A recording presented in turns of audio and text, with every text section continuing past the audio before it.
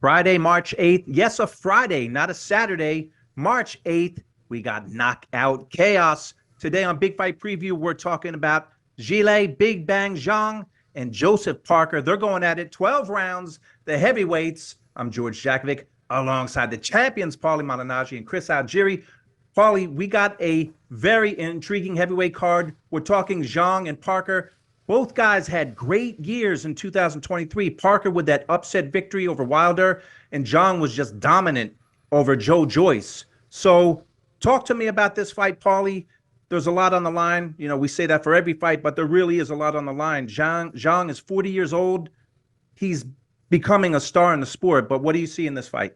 Well, first off, you know, what I see in the Middle East in general is a big thirst for the heavyweights. You know, they're really putting the heavyweights on. They've been putting the heavyweights on. It's kind of a big deal over there to invest in the heavyweight division. And it's a fun heavyweight division right now. You know, we have a lot of good, fun top fighters. You can mix and match them. You know, in a time in boxing where we don't get a lot of the fights, the Middle East money allows for a lot of these guys to get into the ring with each other. And that's kind of the hope, and that's kind of what we're seeing every time we see these fights over there in the Middle East, that the heavyweights do wind up in against each other. You know, we have a solid main event with Joshua and Ngannou, but Parker and Zhang is a real sneaky good fight there. You know, it could be a main event on any other show, really.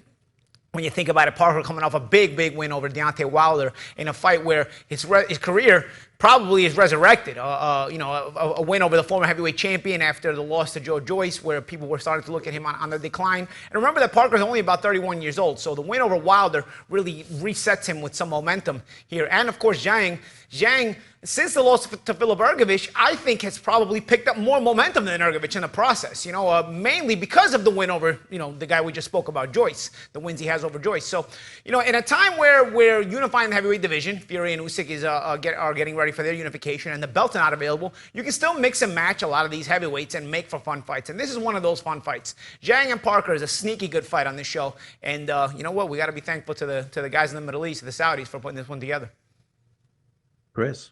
Yeah, I mean, and on top of this being a sneaky good fight, this is a bit of a crossroads fight. If you really look at beyond just the fact that there's two top heavyweights who are fighting each other, who are on the cusp of fighting for world titles and getting the big fights. You've got Parker, who is a former champion. I think that gets lost in the sauce sometimes when people are looking at Parker. He's like you said, he has revitalized his career. A couple fights ago, he got stopped by Joe Joyce. And then Zhang stops Joyce twice in fantastic fashion. Both of these guys have gotten here the hard way. Parker was brought in as an opponent for Wilder for his return, upsets the apple cart, wins almost every round, looks very dominant. Zhang, coming off that Ergovic fight, like the champ said, has really built up momentum, coming back with those Joe Joyce fights. When actually the first fight with Joe Joyce, he was the underdog. He was not supposed to win that fight. He was brought in as the opponent, goes out, wins, gets the rematch, wins in even better fashion, and now here we are. These guys are fighting for the chance to fight some of the big guys, which is well earned. I love to see these kinds of guys who are willing to fight anybody. They're both dangerous guys right now, and they're fighting each other. That's the way it's supposed to be. And you mentioned the Middle East making these fights happen. Saudi, the money that's being pumped into the heavyweight division is allowing for these fights to happen. These guys are willing to take more risks, and it's better for boxing on the whole. Boxing has been very healthy the last couple of years, but we've been lacking in the heavyweights. Now we have a strong heavyweight division where guys are fighting each other. This is where we want to be, people. Boxing is in a great place. Well, I also think that, you know, with the Saudi money, if they would inject it into some other weight classes and really invest in them, you'd make some of these other guys fight each other. I think boxing's in a good place as far as creating the top names, but the problem that boxing has is the top names like to go on parallel lines instead of crossing into each other's road and fighting each other. But with the heavyweight division, we're seeing the guys fighting each other. Why? Because the Saudis are able to put up enough money for it. So, you know what?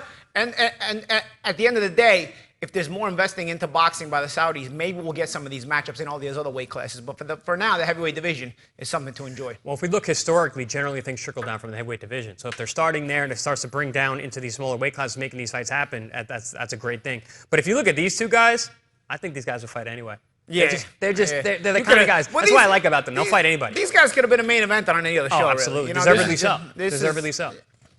Well, the belts are going to be tied up for a while. We're thinking with Fury and Usyk, but Top Rank came out in the last few days, Chris, and they said that with a Zhang win, that they would like to take his next fight to Macau, China, which obviously would be a big event. Top Rank has been wanting to break into that market in China. So just imagine if Zhang was to win this fight, a huge fight in China. That's a big thing. No, it's a huge thing. It's a huge thing. There's never been a Chinese heavyweight champion in the world. Zhang has that ability to be there. I mean, he is there. He's 40 years old. There's a lot riding on this fight, this win. Macau is interesting because we know Top Rank did a bunch of shows there. I fought there when I fought Pacquiao. So the infrastructure is there for Top Rank to go in and do what they've done in the past. They've already been there. They can make a massive fight out there. With the Zhang win, which I'm sure all those guys at Top Rank have their fingers crossed about that, opens up that opportunity to have a massive, massive card. You mentioned the market there. Listen, I fought there. I saw what those crowds are like. People get very hyped when they have their people around them fighting. And if you have a true Chinese heavyweight, which he is. He fought for the Olympics over there. I mean, it's a massive, massive fight. Really, the numbers are hard to even put anything to because, listen, we've never had that. We've never had someone like Zhang who's that good, who's a heavyweight, and has legitimately earned his right to be in a big fight fighting for a world title. You probably could, when you think about it, not to get ahead of ourselves, but you probably could think the winners of this show, main event and co-main event, could probably wind up on that card in Macau if Zhang is one of the winners, of course. Still kind of makes me upset, though, because it still leaves Ergovich on the outside looking at it, even though he beat Zhang. Yeah. I don't know, I know it's a business, but it kind of makes me upset, too. Well, Parker, Paulie, he's really riding a lot of momentum, too. Like you said, he had that upset win against Wilder. He's trained by Andy Lee. He said that Zhang tires in his fights, and that's something that he's banking on. Yeah. I mean, Zhang is no spring chicken. He's 40 years old. He's been boxing a while. He's went back in the Olympics, I think, in 2008. So it's not like he's just arrived on the scene. Even though he's a big name on the scene, he's a lot older than maybe people realize. While Parker has had a lot of mileage under his belt, but he's still kind of young. And I'll be honest, stylistically, I think the matchup kind of favors Parker a little bit. This is a tricky fight for both guys, obviously. And a lot of times we've underestimated Zhang, but Parker is the kind of guy who will sneak up on you and he can beat you. He's won a heavyweight title, as the champ Chris Algieri just mentioned. And coming off the Deontay Wilder win, he's got his confidence back, And this is a guy who kind of hangs in with the Tyson Fury camp. He's around. He's got that winning mentality. He's around winners. He doesn't see himself as just a guy you're using as an opponent. Yes, he was used like that against Joe Joyce, and he ended up losing. They tried that. They tried the same thing with him and Wilder. He steps into money situations, and then he still has the skills and the talent to beat you. And obviously showed in the Wilder fight that he's got the hunger to beat you too. I think this is again a sneaky good fight, but really he's a banana peel here. There's all this money being talked about with Zhang and Macau, and Zhang, and deservedly so. He's a good fighter, and he's a fun fighter, and he draws and all that, and he's an interesting fighter because we haven't had a heavyweight from the Far East that really gains this kind of attraction the way Zhang does. But Joseph Parker is no slouch. He's a tricky, and he's more than just a tricky banana peel. He's an ex-heavyweight champion who comes with that kind of pride when he's walking into the ring on that night. I love that banana peel reference. But you know what also makes a more slippery banana peel? Andy Lee, man. As a coach, he is a very dangerous guy to have in your corner for your opponents. He's very, very smart. He's been to the highest level. He understands southpaws really well. I mean, he had one of the best tricky right hooks in the game. He used to starch guys when he was down. That's a caveat in this fight that I think is being overlooked. Andy Lee is an excellent, excellent coach, and he's a game plan guy. He figures things out, and he has a very difficult guy in front of him. But like you said, Champ, I think the age plays a big role here. Parker is 32. I think we all forget that. We forget that Zhang is 40 and that Parker's 32. That's a big gap. That's 8 years. And the way that Parker's going to have to fight, he's going to have that youthful exuberance. You add Andy Lee to that mix, and he's going to have the ability to pull that off for 12 rounds. It's a very slippery fight, like you said. But keep in mind, nobody's really beaten Zhang decisively, right? He's got the loss to Ergovich, but other than that, I mean, he's a headache for anybody, and including in the Ergovich fight, he was a headache there too. I mean, it was right there. So just like we're giving Andy Lee credit, we got to give the Stephon Marbury of boxing credit as well as Sean George credit in the corner of Zhilei Zhang. Lee against George in the corners, Zhang against Parker in the ring. It's one to look forward to. Well, Paulie, we're going to get to keys to victory soon, but Parker has said that his strategy is to stick and move, kind of the same way he fought against Wilder. What do you think about that? Is that going to be an effective way to beat Zhang? Well, I think, again, we keep harping on the 40 years old of Zhang. I think with Zhang being 40 years old, and we've already noticed the way he is in the ring, he's a bit cumbersome and slow on his feet, and I think Parker has the quicker feet. So, yeah, I think being all the way in and all the way out is what kind of helps you. It's what helped him in the Wilder fight. You don't want to kind of get caught in that middle range where the bigger guy can reach you, and I think that's the same thing with Zhang. I think Wilder, as big of a puncher as he was, always had goofy feet. So Parker was able to take advantage being all the way in and all the way out. Zhang does not have goofy feet, but he has slow feet. So he's a bit stuck in the cement at times. So Parker can change the angles, be all the way in and all the way out. Kind of a similar game plan. Try to get those scoring shots and step out of range or step around.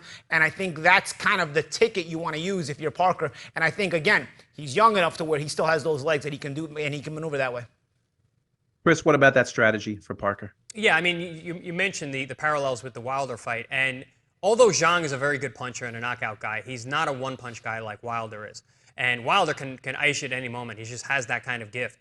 Zhang's not really that way. He's a good two-fisted puncher. He beats you down. He breaks you down. And sure, he has some one-punch knockouts, but he's usually tenderized his meat before he gets them out of there. So with moving around and being elusive, changing levels, using the good footwork that Parker has, I believe that will be the strategy. Standing in front of a guy like Zhang is a bad idea. He hits you on the way in and the way out. He can punch the body. And like I said, he punches hard with both hands. And he's a very sturdy guy.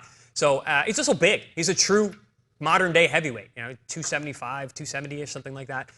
Big, strong guy. So Parker would be better served, yes, to use that athleticism because he is a good athlete, to move around the ring, use that youthful exuberance, like I said, change levels, hit high and low. So, yeah, I believe that would be the best game plan for Parker.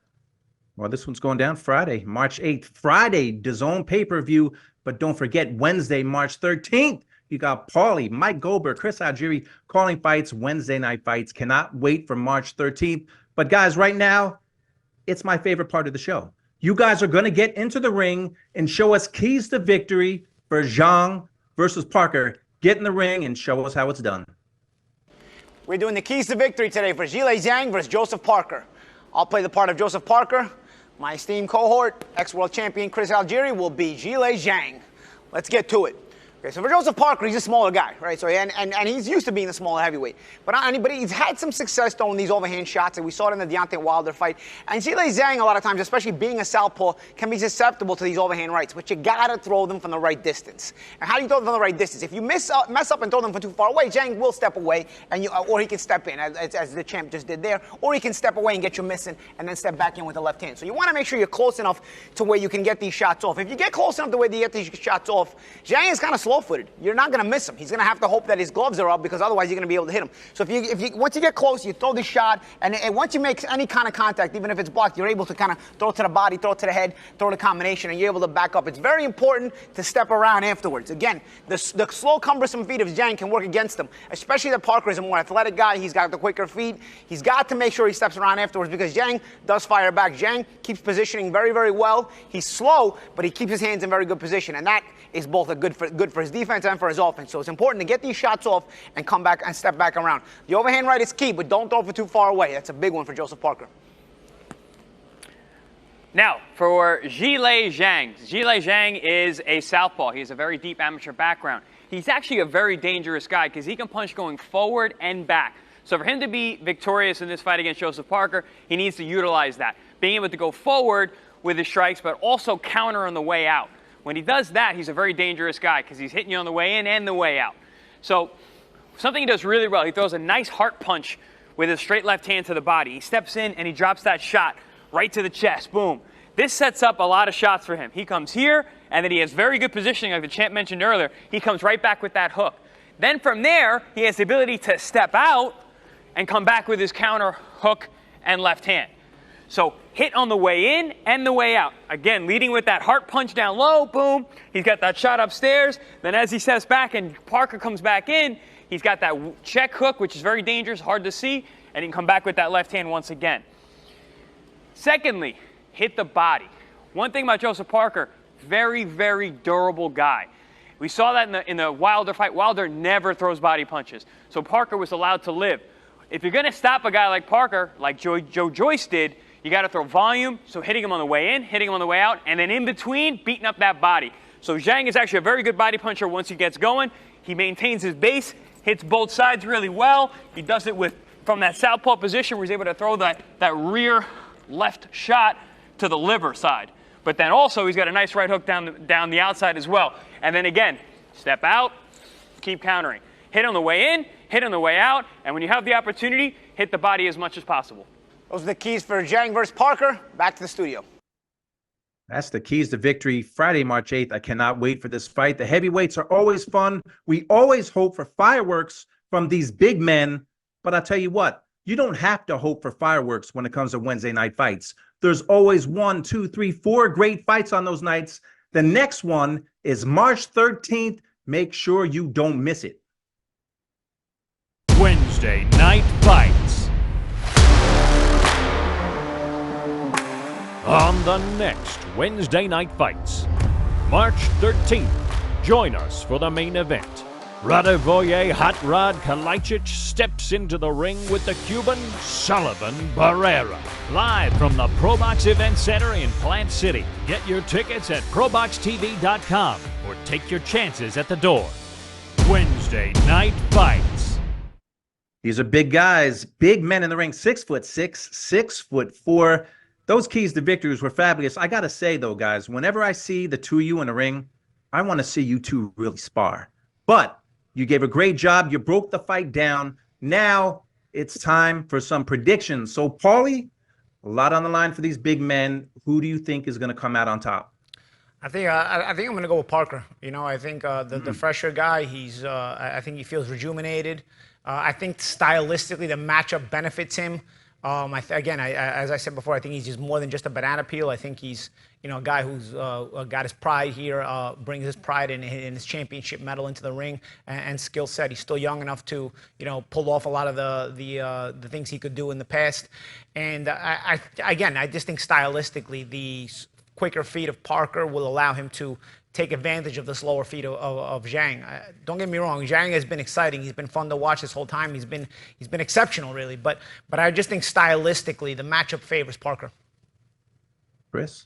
I got Zhang. I think that, speaking of momentum, he's got a lot of momentum. He's had momentum for a while now. The fact that he can punch with both hands, he's very fundamental. He doesn't have to do anything really exceptional.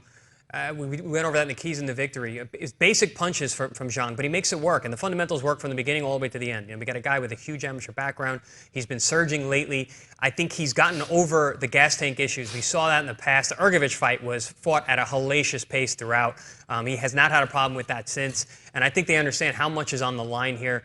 You had mentioned his coach, Sean George, who's a fantastic coach, and I think those guys have spent so much time together that Zhang really is the best version of himself, even at 40 years old. And I think he'll be able to slow the pace enough because of his size and his punch and his power with both hands that Parker, even though he's going to have to work very hard, I think it's going to be too much. I see Zhang being able to slow him down enough with the body work and the counters, and also just having enough power to make Parker think twice that Zhang is going to end up edging this one, but I do believe it's going to be an exciting fight with some ebbs and flows early on. I like this fight a lot. We said that a ton, but I'm going with Big Bang Zhang, and I think we're going to see him fighting in China very soon.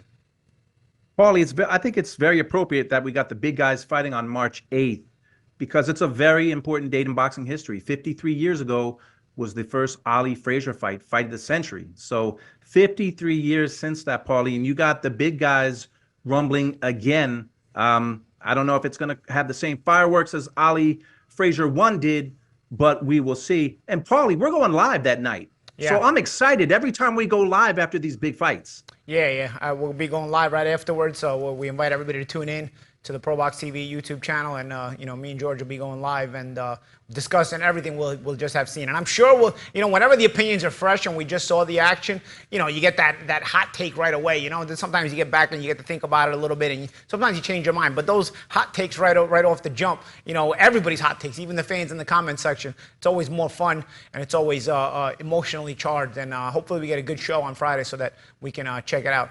And a big anniversary on March 8th. And there's nowhere else that offers that. Nowhere else can you tune in and get commentators who are analysts and speak boxing talking about the fights as soon as they're done. Tune them in immediately after the fights to see what we think. And communicating with yous. That too. Yous are in the comment section, and we during those lives, a lot of times we read your comments as well, and we kind of read them out loud. We debate and we converse with yous.